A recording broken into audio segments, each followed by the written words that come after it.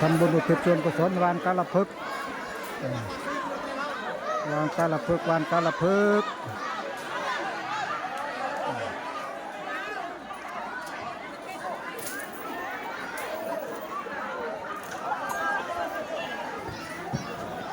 โอ้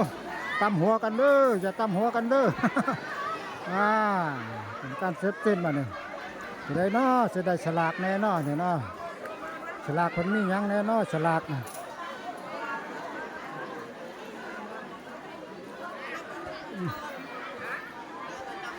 โอ้มันได้ผูกคนกันหลายคักเลย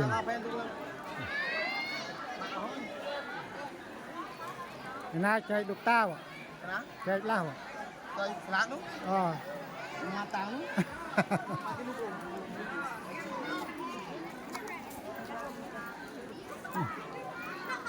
ช่วงวันมากาลพึก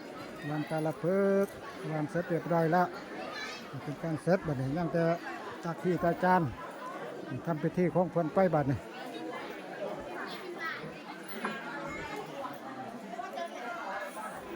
บานเจริญเลยเดาขมุกกาลพึกได้หลายบาทเปิดอยู่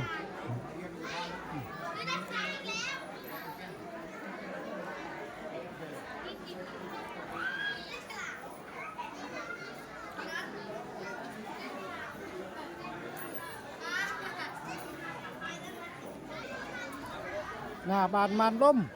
มันเชื่อได้เราโอ้มันสลากกี่ละเต๋อเชื่อได้บนกระสลักเรา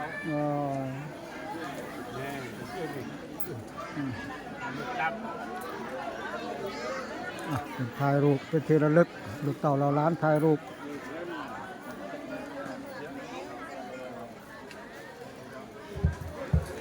งานถูกเจ้าประธานกันเลยก็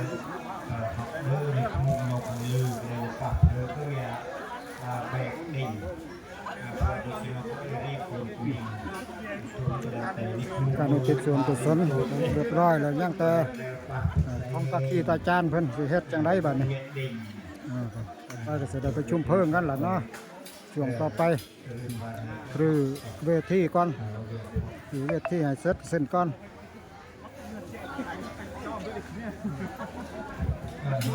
học tổ bài dần học tiền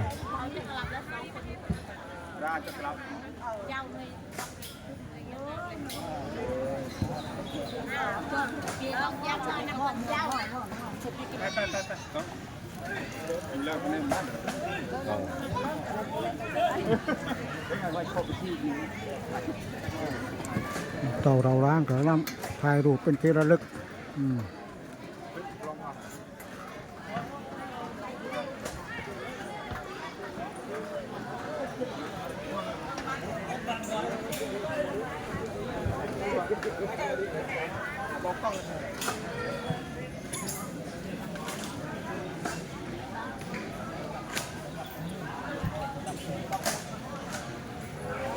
เก็บโต๊ะเก็บเก้าอี้ไปบ้านนี่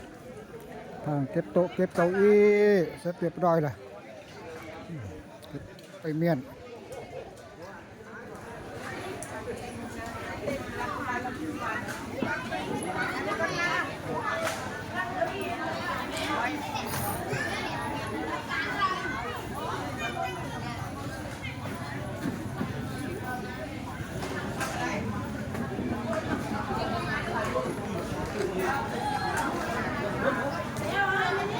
ทยอยครับแล้วหน้าบ้านมาดมหน้าบ้านนี่ชรดชาวบ้านนี่ขายชรดชาวบ้านนี่ขายชรด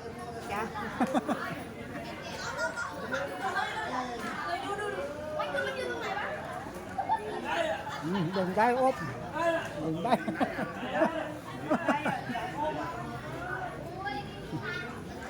พนักงาน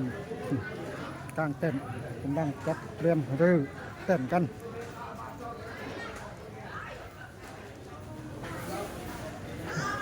เราดีบาทรวดเยอะเหรอสวยสวยเราดีนี่ก็ได้ อย่างกันได้ Né rồi vô một thằng từ bên rất rất cái chuyện cha đấy là gì à nó cái học đâu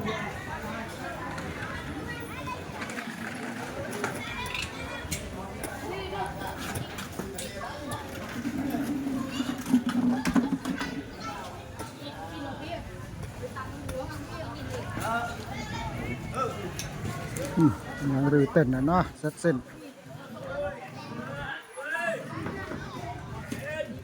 โอ้บานติดให้อบโอ้บานเลยบานเลยอบ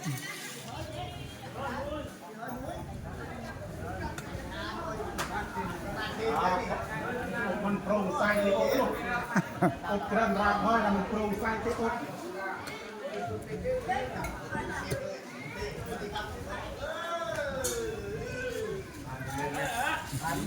โอ้ยบานเลย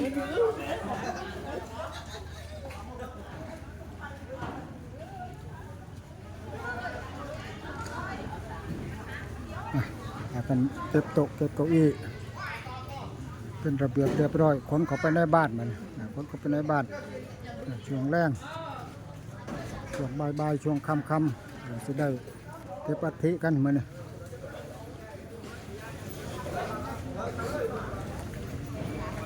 บรรยากาศ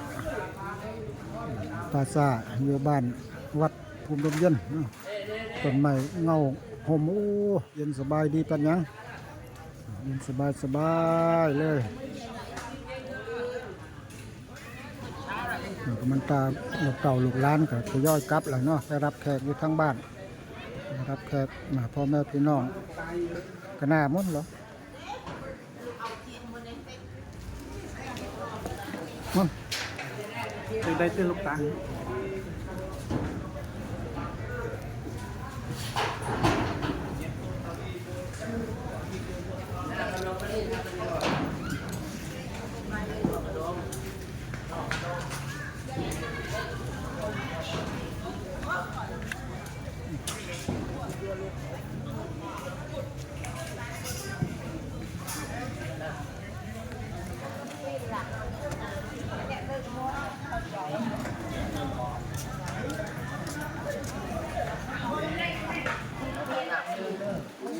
itu perangku ada betul ini anu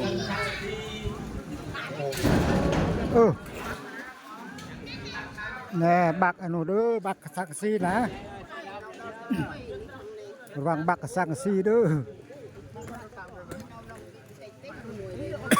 Thôi kia vua bó bữa lần miền lời โอ้โห ôi bạn con nó cũng ông tiền đèn trâu gì trâu pin nhẹ nó được không โอ้ทยอยกลับกันแล้วบัดนี้ทยอยกลับกันแล้วเก็บโต๊ะเก็บเก้าอี้เก็บโต๊ะเก็บเก้าอี้ไปอยู่ในบ้านเพื่อบัดนี้มันน่าแขกเกลือก็พากันกลับกันแล้วพากันกลับกันแล้วนักไปทางบ้านเจ้าภาพผลลัพธ์บัดนี้กินข้าวกินน้ำกินข้าวกินน้ำเสร็จแล้วก็จะได้แยกย้ายกันตัวบัดนี้เนาะรอช่วงค่ำอีกมาเลยช่วงค่ำเก็บอัฐิไปบำเพ็ญกุศลอยู่บ้านอีกเพื่ออีกรอบ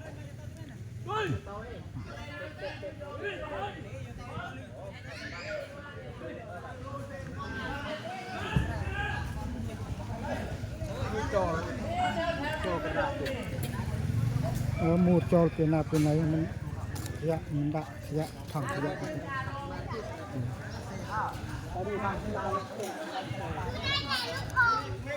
แค่นี้ก็นอกแค่นี้ก็จบคลิปไปเพียงแค่นี้ก่อนสบายดีอยู่ดีไม่แห้งกันทุกผู้ทุกคนสบายดี